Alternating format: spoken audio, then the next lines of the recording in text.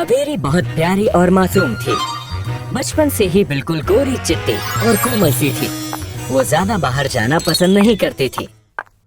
बेटा जाओ अपने लिए टोस्ट ले आओ बाजार से और आते समय थोड़ी सब्जी ले आना। कावेरी अपनी मम्मी का कहना मानकर फटाफट बाजार चली जाती है। वहाँ उसे थोड़ा टाइम लग जाता है। आते ही वो शीशे के सामने खड़ी हो जाती है और फेस वॉश करने लगती है। अरे कितना फेस वॉश करती हो सारा दिन? माँ, ये आपका सामान लाने के चक्कर में मैं काली हो जाती हूँ। अरे तो ये सब तो होता रहता है, टैनिंग तो होती रहती है, बाद में सब ठीक हो जाएगा। नहीं माँ, धीरे धीरे करके ये पक्का हो जाएगा। बस अब से मैं धूप में बाहर नहीं जाऊंगी। अच्छा बाबा, देख लेंगे। बस कावेरी जाती है और एसी चलाकर बैठ जाती है और हल्की रजाई भी ओढ़ लेती है। अगले दिन उसे कॉलेज जाना होता है और वो कमरे में ही बैठी रहती है। अरे कॉलेज तो जाओ। माँ, मैं ऑनलाइन क्लासेस ले लूंगी, पर धूप में नहीं निकलूंगी। चमकीली चली जाती है। उसे समझ नहीं आता कि कैसे वो अपनी बेटी को समझाए। बातों बातों में वो अपनी पड़ोसन को बताती है कि कैसे उसकी बेटी धूप में निकलना पसंद नहीं करती। प्रीतो जो पार्लर वाली होती है, उसे काफी चीजों का आइडिया होता है।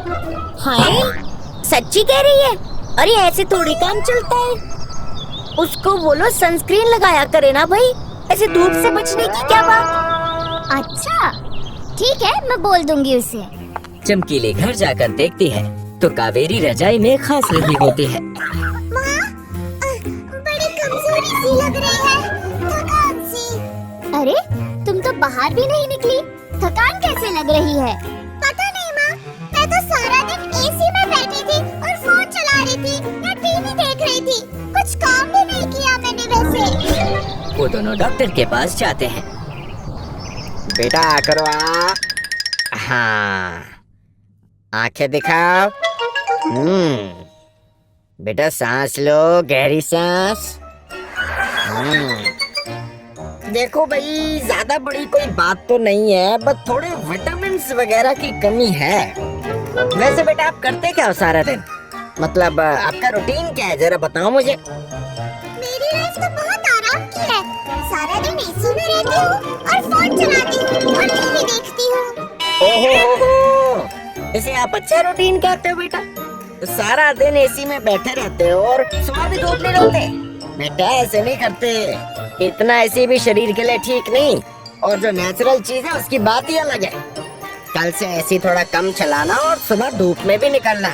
और साथ में मैं तुम्हें कुछ दवाइयाँ लिख दे रहा हूँ, सुबह शाम 2 गोली खा लेना, ठीक है बेटा? हाँ। वो डॉक्टर के सामने हाँ हाँ कर देती है और घर आकर वापस एसी में बैठ जाती है। अरे अभी तो डॉक्टर ने कुछ बोला ना, तुमने सुना नहीं क्या? माँ, उन्हें क्या पता कि मेरी स्किन कितनी सेंसिटिव है। बेटा एसी की खराब हो जाएगी और धूप में तो मैं बिल्कुल नहीं निकलूंगी, चाहे सुबह की हो या दोपहर की। मैं दवाई खा लूंगी, मुझे दवाई से कोई दिक्कत नहीं है। कावेरी अपनी माँ और डॉक्टर की बात नजरअंदाज कर देती है। कुछ टाइम में वो दवाइयों से परेशान हो जाती है। मुझे नहीं लगता इन दवाइयों से कुछ हो भी रहा है, बल्कि मेरा मुंह तो और कड़वा हो गया। डॉक्टर ने तुझे हल्की धूप जैसे कि सुबह की होती है उसमें बैठने के लिए भी तो बोला था, वो तो तू बैठती नहीं है।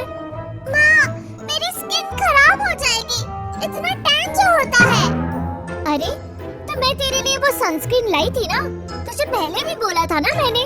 ऐसा करना, एक बार वो क्रीम लगाकर थोड़ी देर हल्की धूप में बैठ तो सही। कावेरी छींकती खांसती अपने बेड से उठती है और अपनी पूरी बॉडी पर अच्छे से सनस्क्रीन लगाकर हल्की धूप में बैठती है। थोड़ी देर में उसकी छींकें बंद हो जाती हैं। अब वो अपने बाल भी खोल लेती है और हाथ पैर की एक्सरसाइजेस भी करने लगती है। थोड़ी देर में वो अंदर आ जाती है और फिर वो शीशे के सामने अपने आप को देखने लगती है।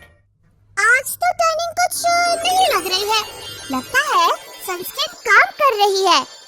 अब से यही करूंगी, जब धूप में निकलना होगा तब सनस्क्रीन लगा कर निकलूंगी। अब कावेरी को धूप में बैठना अच्छा लगने लगता है। डॉक्टर ने भी दवाइयाँ बंद कर दी थी क्योंकि विटामिन डी की जो कमी हो गई थी, अब वो हल्की धूप में बैठने से सही होने लगी थी। अपने खाने पीने के साथ साथ अब वो प्रकृति के करीब रहने लगी थी।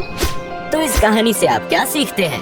हमारे शरीर को हेल्दी रखने के लिए हमें बाहर नेचुरल हवा और सुबह की धूप लेनी चाहिए। पूरा दिन एसी में ही बैठने से हम कमजोर हो सकते हैं, इसलिए हमें प्रकृति को अपना सबसे अच्छा दोस्त बनाना चाहिए।